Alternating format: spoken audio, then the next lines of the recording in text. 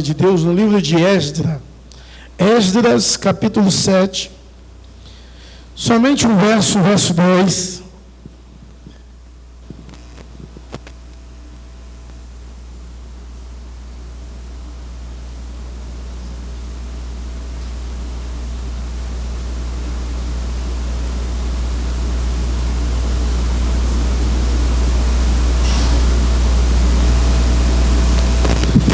Esse versículo de Esdras é um versículo clássico. Também, na verdade, serve de base para o tema de Esdras e para o entendimento de todo o livro, que é uma reforma religiosa que se faz. Amém? Todos encontraram? Fica fácil se você pegar em Salmos e vai voltando, Jó, e vai voltando, Esther, e vai voltando, Neemias, e aí chega em Esdras, beleza? Salmos está no meio da Bíblia, então fica fácil. Tem aqui, olha que bênção, eu não olhei para baixo dessa vez. Então vamos ler em uma só voz, amém, irmãos? Vamos ficar em pé e ler em uma só voz? Diz assim a palavra de Deus: porque Esdras tinha disposto o coração para buscar a lei do Senhor e para cumprir e para ensinar em Israel os seus estatutos e os seus juízos. Amém? Que o Senhor nos nossos corações, vamos orar, aplique a porção da palavra lida. Senhor, nós te louvamos e te agradecemos pela tua palavra. Fala aos nossos corações, segundo a sua vontade, para a glória e louvor do teu nome. Importa que o homem venha diminuir e que o Senhor venha crescer, em nome de Jesus. Amém e amém. Pode sentar? Domingo nós pregamos um texto com a divisão fácil e hoje iremos pregar um texto com a divisão fácil. Esse texto tem 3 divisões clássicas. Ele dispôs o coração para buscar o Senhor, ou a lei do Senhor, dispôs o coração para cumprir, e dispôs o coração para ensinar a Israel os estatutos e os juízos. Somente isso. Então, é um texto fácil, de fácil entendimento, é um texto de fácil divisão, é um texto que não há nenhuma complicações de entendimento desse texto. E o tema de nossa pregação nessa noite é cristão comprometido com Deus e com o povo. E eu gostaria de fazer essa pergunta, gostaria de transformar em pergunta: você é um cristão comprometido com Deus e com o povo de Deus? Bom, basicamente, se você é cristão, se você é comprometido com Deus, você é alguém que ora, você é alguém que lê a palavra, você é alguém que ensina as verdades de Deus, você é alguém que vive a palavra de Deus. Se você tem compromisso com Deus, você usa de fidelidade para com o Senhor, que tem usado de fidelidade para com sua vida. Mas talvez você diz assim: pastor, passei nesse teste, eu sou um cristão compromissado com Deus, eu sou alguém que ora todos os dias, eu sou alguém que lê a palavra todos os dias, eu sou alguém que ensina a verdade de Deus, e eu sou alguém que pratica a palavra de Deus, e sou fiel a Deus. Beleza, se você cumpriu, nota 10, passou de ano, tá bom? Porém, agora vamos ver se você é comprometido com o povo de Deus. E para você ser comprometido com o povo de Deus, por exemplo, eu gostaria de começar assim: você serve a igreja do Senhor Jesus Cristo, servindo a seu irmão, e se a resposta for não, você não tem compromisso com o povo de Deus da qual você está inserido, igreja local. E aí, se você não ensina a ninguém, no sentido de discipulá-lo, instruir nas verdades de Deus, você não tem compromisso também com o povo de Deus, porque essa missão é uma missão da igreja, e por todo mundo pregar o evangelho a toda criatura.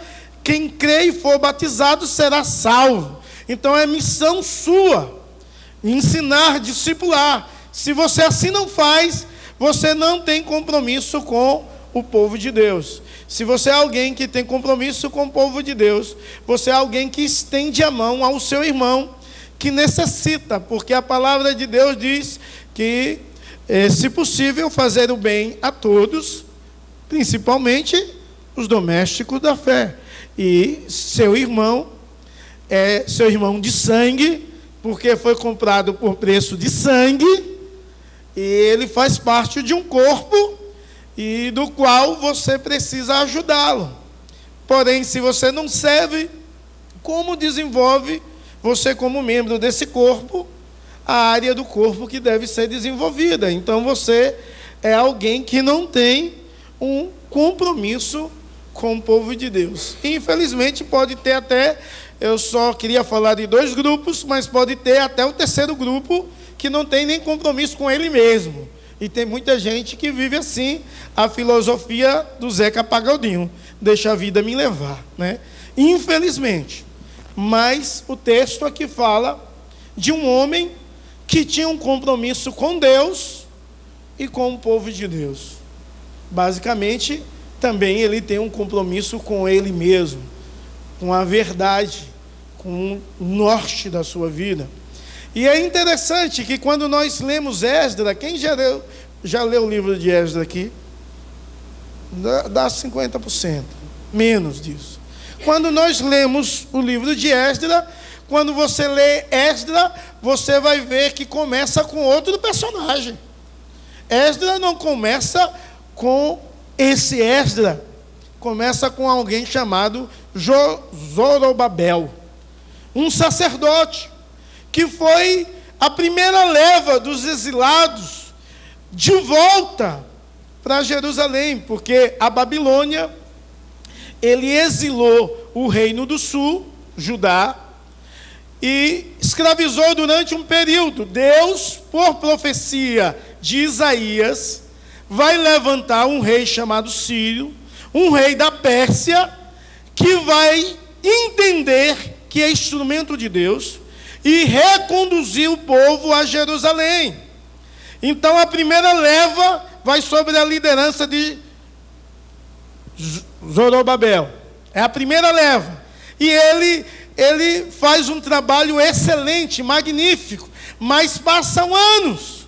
E aí do capítulo 6 ao capítulo 7 há uma lacuna aproximadamente de 60 anos, porque aí nesse período há um período de reinado ainda do reino persa, mas há o período da história da Esté, a história que você conhece, que talvez você assistiu, passado pela Rede Record. Então, ali acontece a história de um capítulo ao outro, há uma lacuna histórica de 58 a 60 anos, onde acontece uma outra história, com outro personagem, que quando você lê esse livro, você não encontra. Então passaram vários reis, até chegar a esse momento, o segundo reinado, ou o segundo rei, Artaxerxes II, que ele envia uma nova leva de homens e mulheres, com o intuito de reconstruir a cidade, reconstruir o culto. E esse povo vai sobre a liderança de Esdras, que a palavra de Deus diz que ele era alguém que entendia os princípios de Deus, ele era um escriba, vai sobre a liderança dele, e eles demoram muitos dias a chegar na cidade, mas quando eles chegam, eles tomam uma atitude extraordinária. Eles edificam um altar ao Senhor, eles adoram o Senhor, e Esdras entende que a boa mão do Senhor é sobre ele nessa jornada, que a boa mão do Senhor está sobre a vida dele, conduzindo sobre todos os seus caminhos. E você vê isso em Esdras capítulo 7, verso 6, que a boa mão do Senhor, seu Deus, estava sobre ele. Você pode ainda continuar lendo esse capítulo e você vai ver por mais 3 vezes, e no livro inteiro, por mais outras 3 vezes, falando que a boa mão de Deus era sobre ele. Entende-se que tudo que ele fez de reforma religiosa, tudo que Deus o direcionou, foi Deus que trabalhou na sua vida, foi Deus que o conduziu, foi Deus que era o Senhor, foi Deus que é o seu Salvador, porque a boa mão de Deus estava sobre eles. Então, quando nós temos um compromisso com Deus que nos ama em primeiro lugar, e entendemos que esse Deus que nos ama e que nos chama com um propósito, esse Deus é um Deus digno de honra, de adoração, nós paramos de confiar nas nossas próprias forças e tomamos posições e decisões em nossa história e na nossa vida, onde a boa mão de Deus nos conduz. E aí tá bom uma ideia boa para o ano de 2020. Só faça o que a boa mão de Deus te conduzir a fazer. Vou repetir isso. Só faça o que a boa mão de Deus te conduzir a fazer. E a história de Esdras nos ensina isso, que ele é alguém que compreende que a boa mão de Deus conduz a sua vida. Quando nós chegamos no verso 10, de forma especial, fala da sua disposição. E parece que a igreja perdeu a disposição de servir.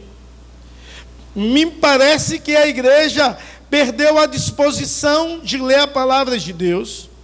Me parece que a igreja perdeu a disposição de viver a palavra de Deus. E muito mais do que isso, me parece que a igreja perdeu a disposição de compartilhar da verdade de Deus ao mundo.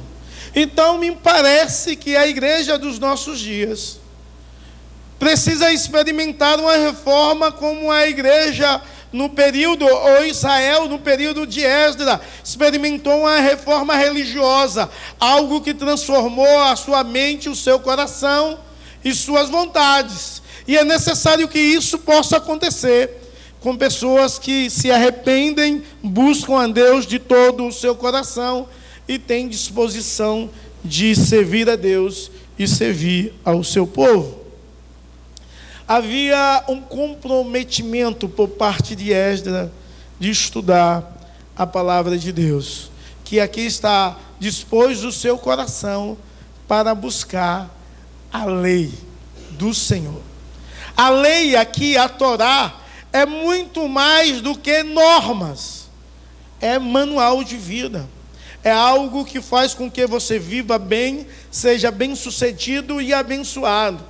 É muito maior do que o decálogo, é muito maior do que está escrito, porque nós sabemos que a lei de Deus também foi escrita nos nossos corações. Então ele dispôs o seu coração a estudar a palavra de Deus. Vivemos tempos difíceis, onde o povo não estuda a palavra de Deus, que sequer lê a palavra de Deus. Tem gente que só lê a palavra de Deus ou participa da leitura em um culto. E muitos mais, tem gente que só cultua dia de domingo. Então a oportunidade de ler a palavra de Deus é só domingo.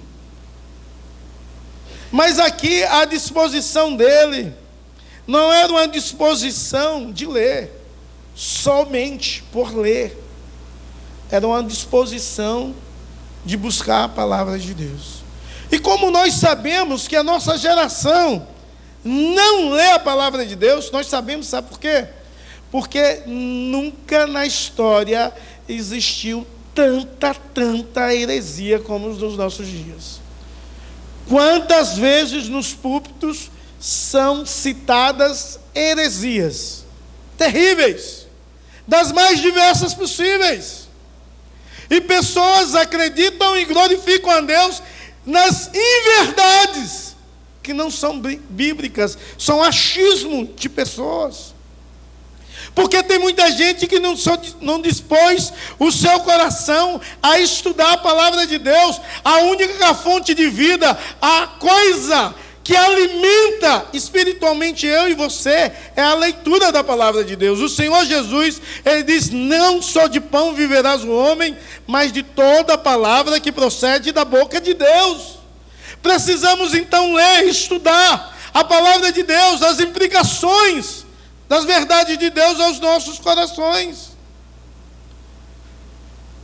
Uma vez eu fui dizer em um estudo que o livro de Salmos é 5 livros. O povo endoidou. Alguns. 5? Como 5? Só tem um.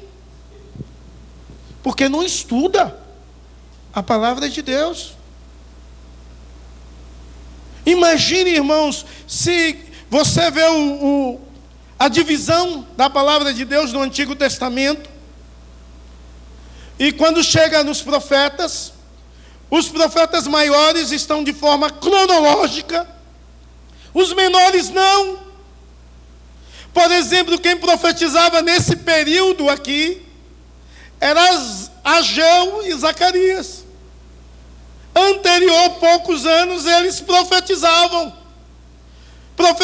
sobre a reconstrução do templo, para animar o povo, porque Deus estava fazendo um mover, Deus estava trabalhando de uma forma muito especial. Se você for continuar lendo esse livro, você vai ver que o desejo da palavra de Deus era tão grande, que eles ficaram um dia inteiro estudando a palavra de Deus.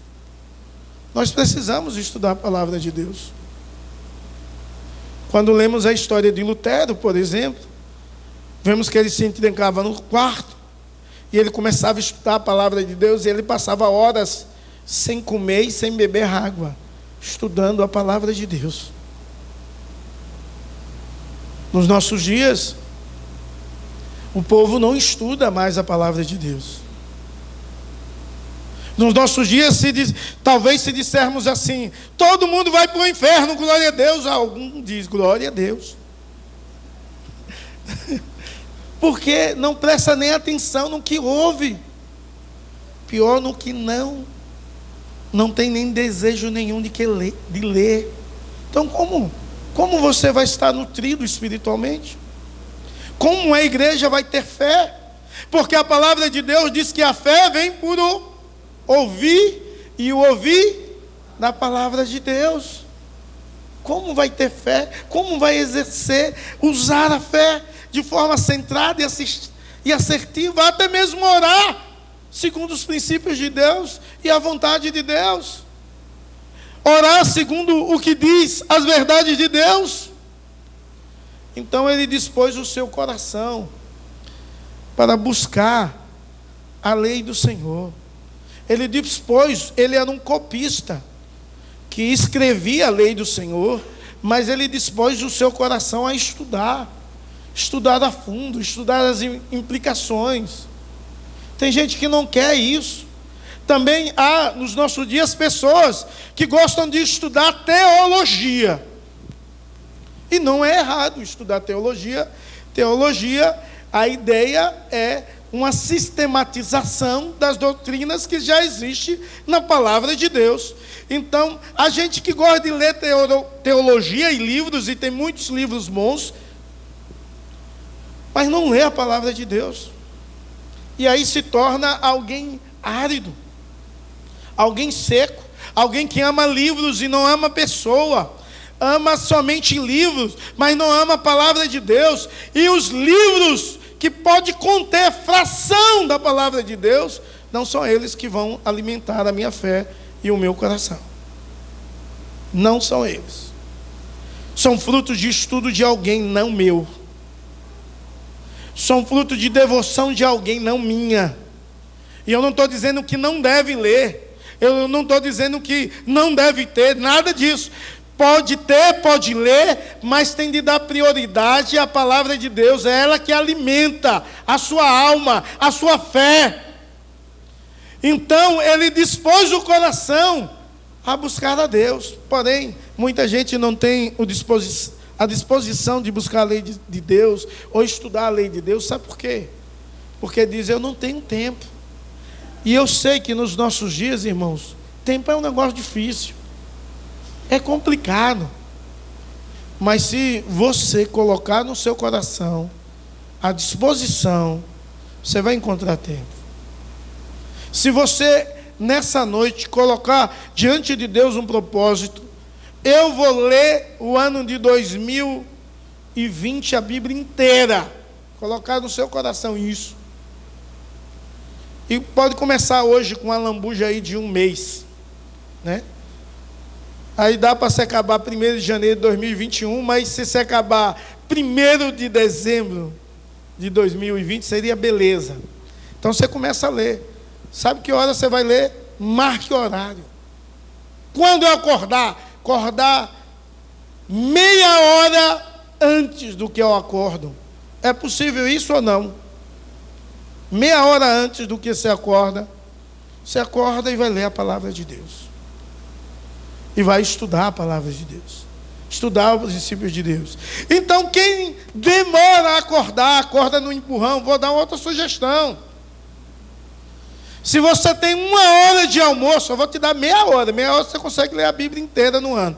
Se você tem 1 hora de almoço, a não ser que você seja bem disciplinado na mastigação, fora isso, você vai comer em meia hora no máximo. Sobra mais meia hora. Vá ler a palavra de Deus. Hoje tem até no celular, velho. Facilidade demais. Vá ler a palavra de Deus. Em nome de Jesus. Ah, você diz, não, no almoço não dá, tem gente conversando, então vamos lá. Vou te dar outra sugestão.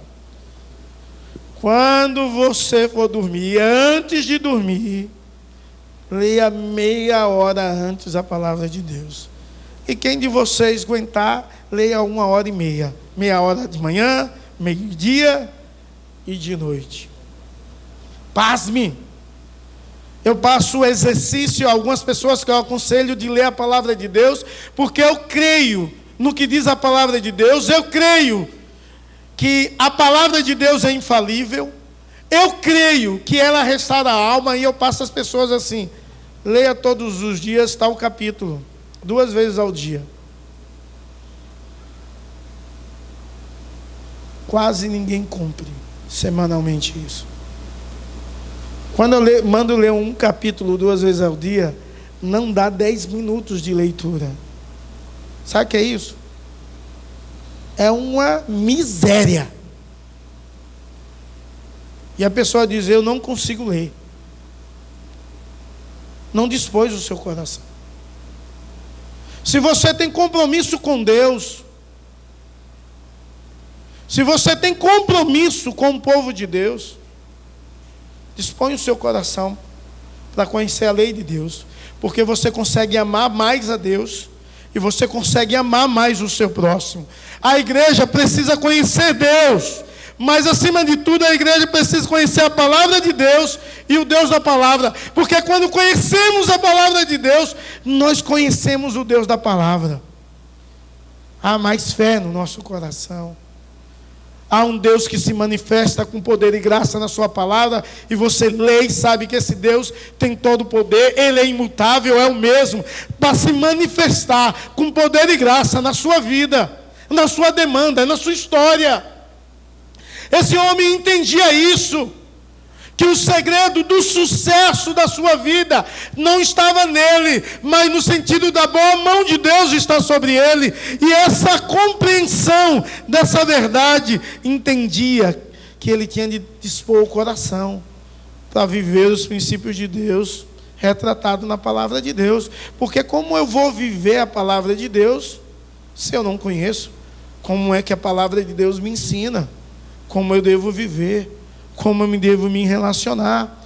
E aí o segundo aspecto trata sobre isso. Ele dispôs o coração a obedecer a palavra de Deus, porque ele tinha um compromisso não só de aprender, mas ele tinha um compromisso de viver a palavra de Deus. E há um abismo muito grande entre você ser um intelectual da palavra de Deus e conhecer a palavra de Deus de forma intelectual, porque você estuda, e a vida E você viver a palavra de Deus. E nos nossos dias isso é muito forte também. Porque há pessoas que amam estudar, mas não amam se relacionar, por exemplo. Não amam viver a palavra de Deus. E alguém aí falou que existem pastores que são mestres. E no original, se você for ver aquela ideia do apóstolo Paulo, que alguns chamou para evangelista e outros para pastores mestre, não duas coisas, uma coisa só. É alguém que ama estudo, mas é alguém que ama pastorear. Então, é duro falar isso que eu vou falar, porque vai ser gravado e pode gravar, não tem problema. Que algumas pessoas acham que o seu chamado foram para estudar, tão somente, não pastorear. Então não deveria ter o nome de pastores. Seriam professores, doutores em teologia ou o que for, mas não pastores. Pastores, a ideia é que pastoreia, é que vive. Então a ideia é que se obedeça a palavra de Deus, entendendo que ela não deve ser vivida de forma teórica, mas de forma prática. É entendimento que a teologia se converte na vida, nas ações, nas atitudes diárias, na minha relação ou inter-relação entre a igreja e a irmandade, entre aqueles que não amam a igreja nem Deus como Senhor da igreja. Você deve então dispor o seu coração não só a estudar a palavra de Deus, e isso de forma bem sequenciada, você tem de dispor o seu coração a viver a palavra de Deus. Talvez você não disponha o seu coração a nada, nem estudar e nem viver.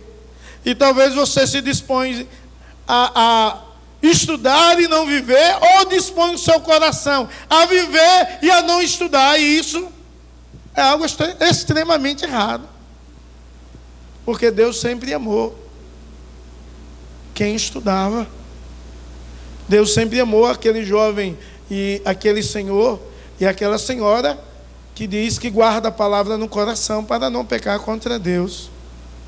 Deus sempre se agrada de quem vive a palavra de Deus e entende que deve viver continuamente, não só algo que é uma filosofia, mas é uma prática diária.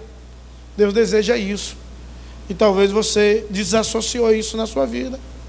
Talvez você é alguém que gosta até de orar. E orar é uma coisa boa. E você deve continuar orando. Mas talvez você é alguém que não gosta de ler a palavra de Deus e nem estudar a palavra de Deus. Você vai ser um menino na fé, lançado por todo o vento de doutrina, que graças a Deus parou no Brasil de acontecer isso, mas no Brasil houve muitos ventos de doutrina. Quer ver uma? Dente de ouro, quem não já viu falar sobre isso? Só que não aparecia o dente de ouro, era dente comum, ouro do céu, da cor do dente. Uma mentira terrível. A onda do cai-cai, você lembra disso? Do sopro. E o povo, bah. Ou então, o cara tirava o terno, jogava o terno para o povo cair. Não sei se era o fedor do terno. Mas acontecia isso. Agora a onda que chegou e parou, foi do G12 e o M12, parou aí, e a onda de colocar Deus na parede, como Deus sendo servo, e acabou aí. Graças ao nosso bondoso Deus. Mas, nessa historinha da doutrina da prosperidade, arrasando com as igrejas, chegou gente a dizer que é pai apóstolo, maior que a... Uma loucura um negócio desse. E o povo acredita e glorifica a Deus. Porque errais, porque não conheceis as Escrituras e nem o poder de Deus. Então, a prática, ela é associada ao estudo. Como a minha relação e a sua relação é associada à intimidade e a uma experiência com Deus que tem um poder.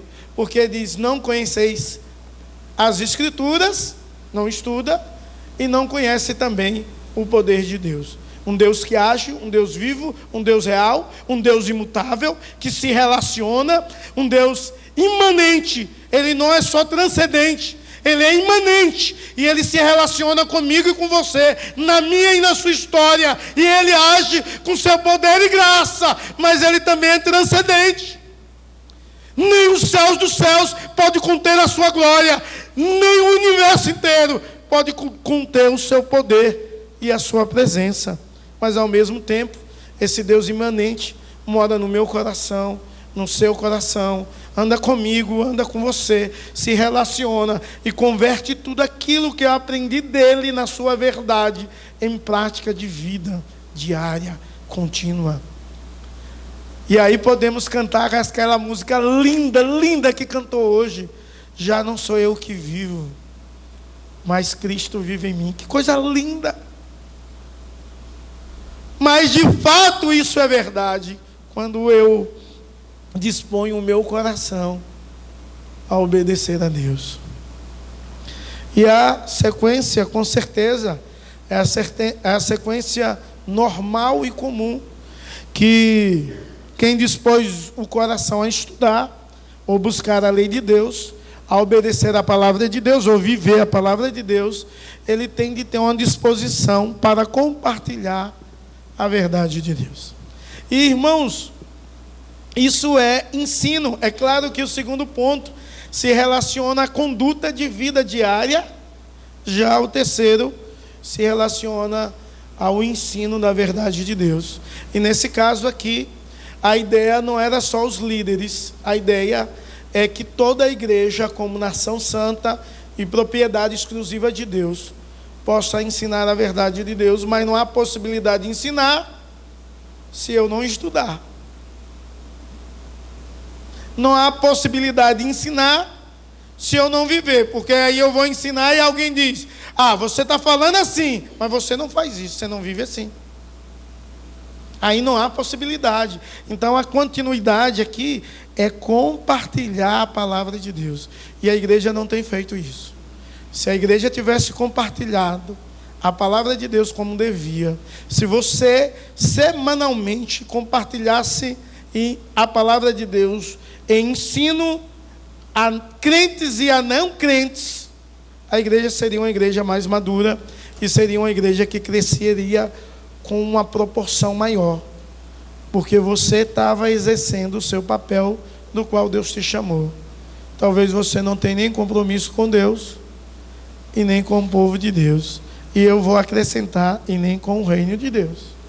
Então você precisa mudar a sua postura hoje, em nome de Jesus e para a glória de Jesus, e ter compromisso com Deus, com a palavra de Deus, ter compromisso de viver a verdade de Deus, e um compromisso de compartilhar da palavra de Deus, ensinando a muitas pessoas que precisam aprender da palavra de Deus. Por exemplo, aqui com certeza tem pessoas que necessitam aprender da palavra de Deus em uma área da sua vida da qual está desassociada a palavra da sua prática. E quem deveria ensinar? Se foi você que enxergou isso, tenha de ser você. E esse ensino deveria ser como? Em uma sala, e eu ia chamar todo mundo que tinha... Não. Esse ensino é no convívio. Você faz uma amizade com seu irmão, que é seu irmão, e você vai ensinando a ele no convívio diário a viver a verdade de Deus. E você aí vai compartilhar para os seus vizinhos a respeito de Jesus Cristo, de um Deus que salva, de um Deus que age, de um Deus que perdoa, de um Deus que transforma, de um Deus que cura, de um Deus que liberta, de um Deus extraordinário. E talvez os seus vizinhos não conhecem a respeito desse Deus, porque não há disposição sua de ensinar a palavra de Deus a outra pessoa. Imagine se todos aqui resolvessem ter uma disposição no coração de ensinar a um não crente no primeiro semestre de 2020. Ensinar a verdade de Deus. Não estou dando 10, nem 20, nem 100. E aí você, como a pessoa é não crente, você ia ensinar primeiro o plano da salvação. Depois, quem é Jesus? Para que Jesus veio ao mundo. Como orar, para que a pessoa pudesse orar. Como ter um compromisso com Cristo. Você tem de dispor o seu coração. Havia uma disposição no coração de Esdras de fazer essas coisas. E houve uma reforma maravilhosa, extraordinária. Há quem diga que na nossa nação precisa ter uma reforma. E eu acredito que sim. Mas essa reforma tem de começar em mim. Essa reforma tem de começar em você. Essa reforma tem de começar com uma disposição no coração. Uma disposição no nome de Jesus. E para a glória de Jesus. De estudar a palavra de Deus. De obedecer a palavra de Deus. E viver a palavra de Deus. E de ensinar a verdade de Deus. E talvez você está aqui e não tem nenhuma disposição. Ou talvez tem uma e tem outra. Eu quero te dizer que você deve rever, acima de tudo, o seu compromisso com Deus. Porque Deus tem sido fiel com você. E podemos dizer, como o coral disse, Ebenezer, até aqui nos ajudou o Senhor. A boa mão de Deus está sobre você. Como você responde a esse amor? Como você responde ao Senhor e Salvador Jesus Cristo, que anda com você, que se deu na cruz para você? Ele é o seu provedor, é Ele que te sustenta, é Ele que te abençoa. Como é que você tem respondido a Ele? Você tem respondido em descaso ou em uma disposição do coração? Esdras chamou o povo ao arrependimento. O nosso Senhor e Salvador Jesus Cristo, Ele chama você ao arrependimento. Há uma disposição, há uma inclinação do seu coração para fazer a vontade de Deus. A partir de estudo da verdade, uma disposição de vida e de compartilhar aquilo que Deus tem aplicado no seu coração. Se disponha, faça alguma coisa, em nome de Jesus e para a glória do Senhor. Amém? Que o Senhor Jesus possa colocar arrependimento no seu coração, transformação na sua vida, e que você possa fazer para a glória dele. Se ninguém vê,